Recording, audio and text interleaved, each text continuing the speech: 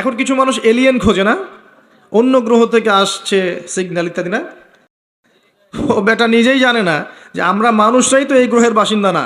আল্লাহ পাক এমন মালাইকা সৃষ্টি করেছেন যার এক ফুৎকারে পুরো মহাবিশ্ব ধ্বংস হয়ে যাবে ইনশাআল্লাহ। এটা হচ্ছে পৃথিবীর সামনের ভবিষ্যৎ। আর আমাদেরকে ওই যে অন্ধকারের পথযাত্রী যারা আলোর সংজ্ঞা শেখায়, ওরা বলে যে না, পৃথিবীর পরে আমরা মঙ্গলে গিয়ে থাকবো, তারপরে অন্য একটা গ্রহে গিয়ে থাকবো, অমুক গ্রহে পানি পাওয়া গেছে ওখানে যাব। মানুষকে রঙিন স্বপ্ন দেখায়, কারণ ওরা হয়তো বুঝে ফেলেছে যে পৃথিবীতে আমরা আর বেশি দিন নাই। যা শুরু করেছি ওয়ার্ল্ডে, আমরা নিজেরাই পৃথিবীটা ধ্বংস করে ফেলি নাকি আল্লাহ ভালো জানে। আল্লাহ পাক একা ছিলেন, কিচ্ছু ছিল না, কথা ঠিক আছে? হুয়াল আউয়ালু, আল্লাহ পাক প্রথম, তার আগে কিছু ছিল? আচ্ছা, এরপর আল্লাহ পাক সৃষ্টি করলেন কি? কলম। কি সৃষ্টি করলেন? কলমের আগে হচ্ছে আরশ, কলমের আগে আরশ, এবং তার কানা আরশুহু আলাল মা, তার আরশটা ছিল কিসের উপরে? পানির উপরে। আল্লাহ পাক এরপর সৃষ্টি করেছেন কলম, সৃষ্টি করে বলেছেন উকতুব, তুমি লিখো। কলম বলেছে মাযা আকতুব, আমি কি লিখবো? আল্লাহ বলছেন কিয়ামত পর্যন্ত যা যা হবে সব লিখে ফেলো। লাউহে মাহফুজের মধ্যে পুরো হিস্ট্রির শুরু থেকে শেষ পর্যন্ত কি হবে সব লেখা আছে, একদম টু দ্য পয়েন্ট লেখা আছে। আপনি চাইলেও আপনার তাকদীর এর মৌলিক বিষয়গুলো পরিবর্তন করতে পারবেন না। পারবেন? কার হাতে এটা? আল্লাহর হাতে। এখানে একটা কথা বলি, এখনকার এই যে বিজ্ঞান যুক্তি দর্শন, এরা কি তাকদীরে বিশ্বাস করে? করে না। আর তাকদীর হচ্ছে ইমানের 6 পিলারের এক পিলার। কেউ যদি তাকদীরে বিশ্বাস না করে সে কি ইমানদার হবে? হবে না। আপনার শিক্ষার মধ্যে কুফরি আছে। শিক্ষা ব্যবস্থা শিখাচ্ছে যে পরীক্ষা নিরীক্ষা যুক্তি দর্শন বিজ্ঞান দিয়ে কিছু প্রমাণ করতে না পারলে সেটা জ্ঞান নয়, তাই না? এটা শিখাচ্ছে না? তো আল্লাহকে আপনি ল্যাবে প্রমাণ করতে পারছেন না, মালায়েকা ফেরেশতাদেরকে আপনি ল্যাবে প্রমাণ করতে পারছেন না, তারপরে আসমানি কিতাবগুলো আগেরগুলো আপনি দেখেননি, চাক্ষুষ দেখেননি, নবী রসুলদেরকেও দেখেননি, তাই না? পরকালের যে আপনার কবরের আযাব, ইল্লিন, সিজ্জিন, যে মিজান, যে পুলসিরাত, জান্নাত জাহান্নাম দেখেছেন? এগুলোকে ল্যাবে প্রমাণ করতে পারবেন? এই যে তাকদীর, ভাগ্য, ল্যাবরেটরিতে বসে প্রমাণ করা যাবে? তো তাদের মতে পরীক্ষা নিরীক্ষা পর্যবেক্ষণের মাধ্যমে প্রমাণ না করতে পারলে সেটার গ্রহণযোগ্যতা নেই। আমাদের ইমানের যে মূলনীতি, এগুলো আল্লাহ, কিতাব, আসমানি কিতাব, রসুলগণ, পরকাল, মালায়েকা, এই যে 6টা পিলার তাকদীর, প্রত্যেকটাই কিন্তু গায়েবে বিশ্বাস, অদৃশ্যে বিশ্বাস। দেখি নাই আল্লাহকে, বিশ্বাস করি, করি না? আর মালায়েকা দেখি নাই, বিশ্বাস করি না? জিনকে দেখেছেন? বিশ্বাস করেন না? রূহ বা আত্মাকে দেখেছেন? বিশ্বাস করেন না? কবরের আযাব, জান্নাত জাহান্নাম, মিজান, পুলসিরাত, এগুলো বিশ্বাস করেন না? এগুলো যেগুলো আমরা বিশ্বাস করি সেগুলো সব গায়েব না, অদৃশ্য নয়? আলিফ লাম মিম যালিকাল কিতাব লা রাইবা ফি হুদাল লিল মুত্তাকিন আল্লাযীনা ইউমিনুনা বিল গায়ব। এই যে যারা গায়েবের প্রতি বিশ্বাস করে তারাই তো মুত্তাকি, তাই নয় কি? আর এই বইটা মুত্তাকিদের জন্য। তো মুত্তাকি হতে হলে, ইমানদার হতে হলে আমাকে গায়েবে বিশ্বাস করতে হচ্ছে। আর তারা বলছে গায়েবে বিশ্বাস করলে আপনি মৌলবাদী। কথা বুঝতে পারছেন এবার? যেহেতু এগুলো মৌলিক বিষয়, ফান্ডামেন্টাল বিষয়, যেগুলো আপনি পরীক্ষা নিরীক্ষা যুক্তি দর্শন দিয়ে প্রমাণ করতে পারছেন না, তারপরেও বিশ্বাস করছেন, তাহলে আপনি একজন মৌলবাদী তাদের মতে। এই হলো একটা সংজ্ঞা ওদের। আর আমরা বলছি যে আমরা যতক্ষণ পর্যন্ত এই 6টা পিলারে বিশ্বাস করছি না ততক্ষণ মুমিনই হতে পারছি না, মুসলিমও হতে পারছি না। মুত্তাকি মুহসিন হওয়া তো অনেক দূরের কথা। তাই একজন ফান্ডামেন্টালিস্ট না হলে আমি পরিপূর্ণ মুসলিমই হতে পারবো না। তাই প্রত্যেকটা মুসলিমকে মৌলবাদী হতেই হচ্ছে, তাই নয় কি? তো এই শব্দটা ভালো না খারাপ? ভালো শব্দ, ভালো শব্দ অবশ্যই। কারণ ফান্ডামেন্টাল বিষয়গুলোতে বিশ্বাস না করলে আমি তো মুসলিমই হতে পারবো না। তাদের বিষয়গুলো একটা সমস্যায় ভোগে, সেটা হচ্ছে যে জ্ঞান আল্লাহর পক্ষ থেকে এসেছে এটা তারা বিশ্বাস করতে চায় না। জ্ঞান যে আল্লাহর পক্ষ থেকে এসেছে এটা তারা বিশ্বাস করতে চায় না।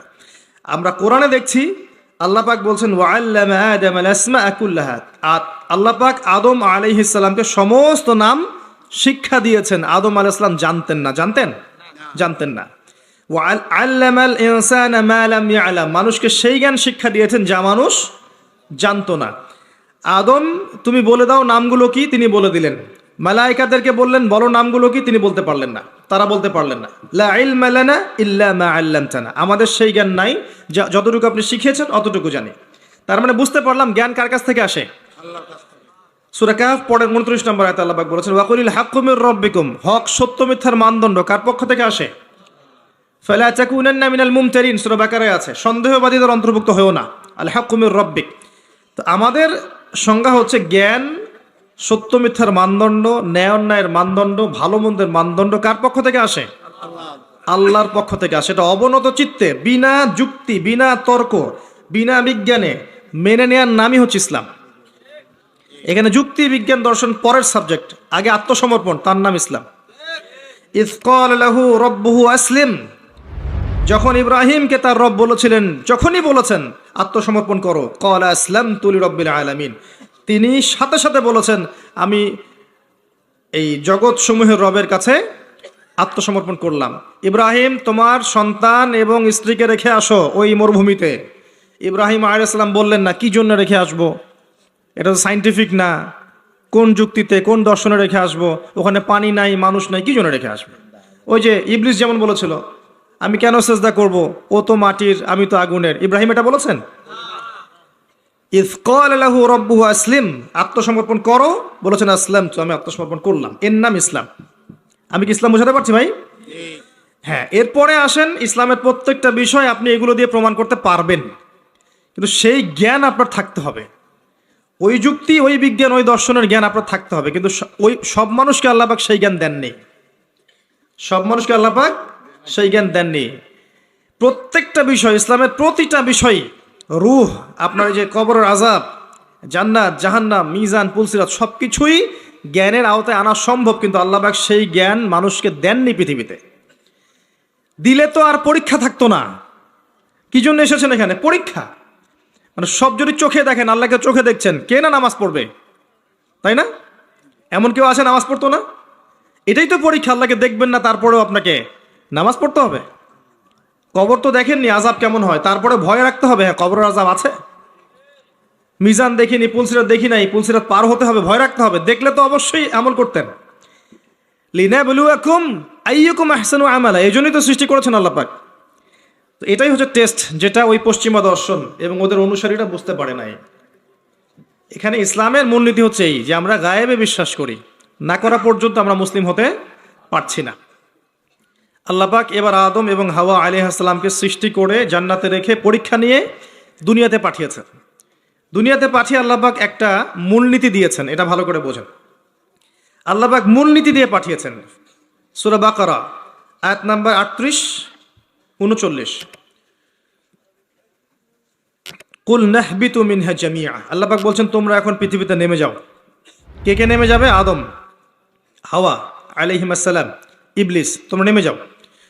ফাইম্মা ইয়াতিয়ান্নাকুম মিন্নি হুদান, তোমাদের কাছে আমার পক্ষ থেকে হেদায়েত আসবে, মানে প্রত্যেক যুগে যুগে আমার পক্ষ থেকে হেদায়েত, মানে আসমানি কিতাব, নবী রাসূলগণ আসবে। ফামান তাবিআ হুদায়া, যারা আমার হেদায়েতকে মেনে চলবে, ফালা খাউফুন আলাইহিম ওয়ালা হুম ইয়াহজানুন, তাদের কোনো ভয় নাই, কোনো দুশ্চিন্তাও নাই। এই দুনিয়ার জীবনে হায়াত দেওয়া হবে 100, 200, 300, 500, 1000 বছর। আগে তো ছিল 1000 বছর, এখন না হয় আমাদের 100-র কম গড়াইও আর কি। তো এই সময়টুকুতে তোমাদের কাছে হেদায়েত আসবে, আসমানি কিতাব আসবে, নবী রসুলগণ আসবেন। যদি নবী রসুল না থাকেন, ওলামায়ে কেরামের মুখ থেকে হক শুনবে, আল্লাহ কিতাব থাকবে, হেদায়েত পৌঁছে যাবে। এরপর ফামান তাবিআ হুদায়া, যারা আমার হেদায়েতকে মেনে চলবে, ফালা খাউফুন আলাইহিম ওয়ালা হুম ইয়াহজানুন, কোনো টেনশন নাই, কোনো দুশ্চিন্তা নাই, আবার সেই জান্নাতে ফিরে আসবে ইনশাআল্লাহ যেখান থেকে চলে গেছো। ঠিক আছে? এখানে একটা কথা মনে পড়লো, বলে দেই। এখন কিছু মানুষ এলিয়েন খোঁজে না, অন্য গ্রহ থেকে আসছে সিগন্যাল ইত্যাদি, না? ও বেটা নিজেই জানে না যে আমরা মানুষরাই তো এই গ্রহের বাসিন্দা না, তাই না? আমরা তো এই গ্রহের বাসিন্দা ছিলাম না, ছিলাম। আমাদের পিতা ছিলেন, মা ছিলেন জান্নাতে, অন্য জায়গা থেকে আমরা এই পৃথিবীতে এসেছি, তাই নয় কি? আর ওদের ফিলোসফি হচ্ছে মানুষ বাদর থেকে হয়েছে, নাউজুবিল্লাহ। হ্যাঁ, তারা হতে পারে বাদর থেকে মানুষ, আমরা হইনি। বরং কোরআনে আল্লাহ পাক উল্টা কথা বলেছেন, সূরা আরাফের মধ্যে সম্ভবত আছে। ওই যে শনিবারের ঘটনা, শনিবারে মাছ ধরার ঘটনা মনে আছে? শনিবারে আল্লাহ পাক মাছ ধরতে নিষেধ করলেন, কিছু মানুষ মাছ ধরলো না, কিন্তু টেকনিক খাটালো, মাছগুলোকে আটকে রাখলো। এই অপরাধের কারণে আল্লাহ পাক কি করেছেন? ওদেরকে বানর বানিয়ে দিয়েছেন। তাহলে মানুষ থেকে বানর হয়েছে প্রমাণ আছে, বাদর থেকে মানুষের কোনো প্রমাণ নাই। তো এখনকার ডারউইনের তত্ত্ব আপনারা হজম করছেন, লিখছেন পরীক্ষার খাতায়, মাশাআল্লাহ। এগুলো কুফরি মতবাদ। কি মতবাদ? যখন আপনি এটা বিশ্বাস করছেন, তাহলে আপনি আদম আলাইহিস সালামের অস্তিত্বকে অস্বীকার করছেন, তাই নয় কি? যদি আপনি বিশ্বাস করেন যে আসলে এই বাদর থেকে মানুষ হয়েছে, তাহলে আদম আলাইহিস সালাম কি, তাকে কি আল্লাহ কি থেকে সৃষ্টি করেছেন? অন্য কোনো প্রাণী থেকে? কখনোই না। তাকে আল্লাহ পাক নিজ হাতে, নিজের হাতে আল্লাহ পাক মাটি থেকে, কাদা মাটি থেকে সৃষ্টি করেছেন। আল্লাহ পাক বলেননি মিনহা খালাকনাকুম ওয়া ফিহা নুঈদুকুম, বলেননি ওয়া মিনহা নুখরিজুকুম তারাতান উখরা, তোমাদেরকে এই মাটি থেকে সৃষ্টি করেছি, আবার সেখানেই ফিরিয়ে নিব, এখান থেকে আবার পুনরুত্থিত করব, তাই না? যেভাবে প্রথমবার করেছিলাম। তো খেয়াল রাখবেন, পড়াশোনা করতে গিয়ে যেন কুফরি না হয়ে যায়। তো এই একটা আয়াত আল্লাহ পাক বললেন তোমরা নেমে যাও, কিন্তু হেদায়েত আসবে, যারা হেদায়েত মেনে চলবে তারা আবার জান্নাতে ফিরে আসবে। তারপর আরেকটা আয়াত আছে 39, আল্লাহ পাক বলছেন ওয়াল্লাযীনা কাফারু, তবে যারা কুফরি করবে, ওয়া কাযযাবু বিআয়াতিনা, এবং আমার আয়াতগুলোকে মিথ্যা প্রতিপন্ন করবে, কাযযাবু মিথ্যা প্রতিপন্ন করবে, ফাউলাইকা আসহাবুন নার, তারা চিরস্থায়ী, তারা জাহান্নামের অধিবাসী হবে, হুম ফিহা খালিদুন, তারা সেখানে চিরস্থায়ী থাকবে। এটা কি জীবন দর্শন না? সহজ সরল জীবন দর্শন। আল্লাহর পক্ষ থেকে হেদায়েত আসবে, দুনিয়ার সময়টা লিমিটেড, এই সময়ে হেদায়েত আপনার কাছে আসবে, এটা আল্লাহর দায়িত্ব পৌঁছে দেয়া। এরপর যদি আপনি মেনে নেন, আপনি সেই জান্নাতে যাবেন ইনশাল্লাহ, যেখান থেকে এসেছেন ইনশাআল্লাহ। আর যদি আপনি না মানেন, অস্বীকার করেন, মিথ্যা প্রতিপন্ন করেন, তাহলে ওই ইবলিসের সাথেই, অহংকারী ইবলিসের সাথেই চিরস্থায়ী জাহান্নামে যেতে হবে। আমরা এখন কি চাই সেটা আমাদেরকে সিদ্ধান্ত নিতে হবে, তাই নয় কি? আল্লাহ পাক কি জোর করবেন? আল্লাহ পাক জোর করবেন না। কুলিল হাক্কু মির রাব্বিকুম ফামান শাআ ফালইউমিন, যার ইচ্ছা হয় সে ঈমান আনুক, ওয়া মান শাআ ফালইয়াকফুর, যার ইচ্ছা হয় অস্বীকার করুক। আল্লাহ দুনিয়াতে আযাব দিতে পারেন, বিপদ আপদে ফেলতে পারেন, শাস্তি দিতে পারেন, চিরস্থায়ী জাহান্নাম দুনিয়াতে দিবেন না, দিবেন? আল্লাহ ফিরে আসার সুযোগ দিবেন। আর আল্লাহ আরো বলেছেন ওয়াহাদাইনাহুন নাজদাইন, আমি দুইটা পথ দেখিয়ে দিয়েছি। অন্য সূরায় আল্লাহ পাক বলেছেন ইম্মা শাকিরা ওয়া ইম্মা কাফুরা, ইচ্ছা হলে তুমি কৃতজ্ঞ হও, ইচ্ছা হলে অকৃতজ্ঞ হও। লা ইকরাহা ফিদ্দিন, দিনে কোনো জবরদস্তি নেই, ঘাট ধরে কাউকে ইসলাম কবুল করাতে হবে না, হবে? আল্লাহ পাক চান্স দিয়েছেন এই সময়টুকুতে। এবার আসেন যে প্রত্যেক যুগে যুগে আল্লাহ পাক কি তার পক্ষ থেকে নবী রাসূল পাঠাননি? আসমানি কিতাব পাঠান নাই? নূহ আলাইহিস সালাম 950 বছর দাওয়াত দিয়েছেন, তার কাছে আল্লাহর কিতাব আসেনি? 950 বছর দাওয়াত দেওয়ার পরে কিছু মানুষ ইসলাম কবুল করেছে, কিছু বেশিরভাগ মানুষই করে নাই। যে বেশিরভাগ মানুষ করেনি, আল্লাহ পাক তাদেরকে ডুবিয়ে দিয়েছেন না? আর নূহ আলাইহিস সালামকে এবং তার সঙ্গী সাথী সহ নাজাত দিয়েছেন, উদ্ধার করেছেন, করেননি? একই সুন্নাহ। আদ জাতির কাছে যান, বড় বড় দেহের যারা ঈমান এনেছে আল্লাহ পাক উদ্ধার করেছেন, ঈমান আনে নাই দুনিয়ায় দুনিয়াতেও লাঞ্ছিত করেছেন, পরকালেও চিরস্থায়ী জাহান্নামে পাঠাবেন। সামুদ জাতি, সালেহ আলাইহিস সালাম, একই কাহিনী। যারা ঈমান এনেছে আল্লাহ পাক উদ্ধার করেছেন, ঈমান আনে নাই ধ্বংস করে দিয়েছেন। কওমে মাদিয়ান, শুআয়ব আলাইহিস সালামের কওম, একই ঘটনা। ঈমান এনেছে উদ্ধার, ঈমান আনে নাই আল্লাহ পাক ভূমিকম্প দিয়ে ধ্বংস করেছেন। ফিরআউন, একই ঘটনা। দাওয়াত দেওয়া হয়েছে, মুজিজা দেখানো হয়েছে, বারবার সতর্ক করা হয়েছে, ফিরআউন শোনেনি, পাল্টা ধাওয়া করেছে, লোহিত সাগরে আল্লাহ পাক একত্রিত করেছেন, মুহূর্তে ডুবিয়ে দিয়েছেন, শেষ। আর মূসা আলাইহিস সালামকে উদ্ধার করেছেন।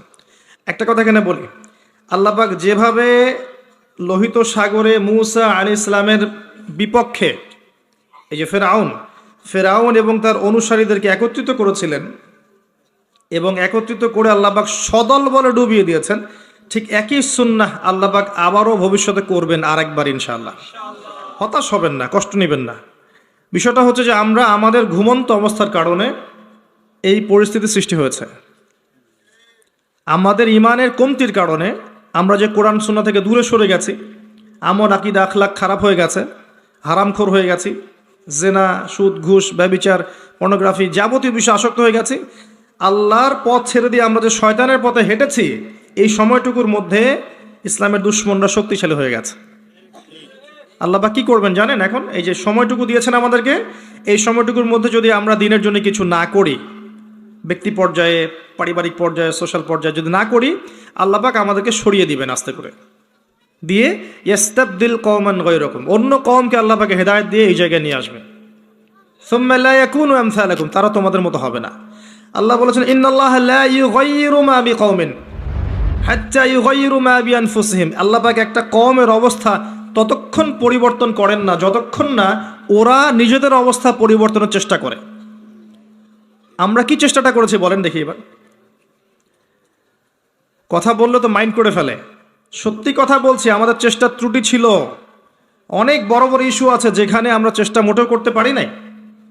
আমরা ছোটোখাটো বিষয় নিয়ে এত ব্যস্ত ছিলাম একে অন্যের সাথে মানে কাদা ছড়াছড়ি করতে, যে এই সুযোগে আমাদের শত্রুটা অনেক দূরে হেঁটে গেছে।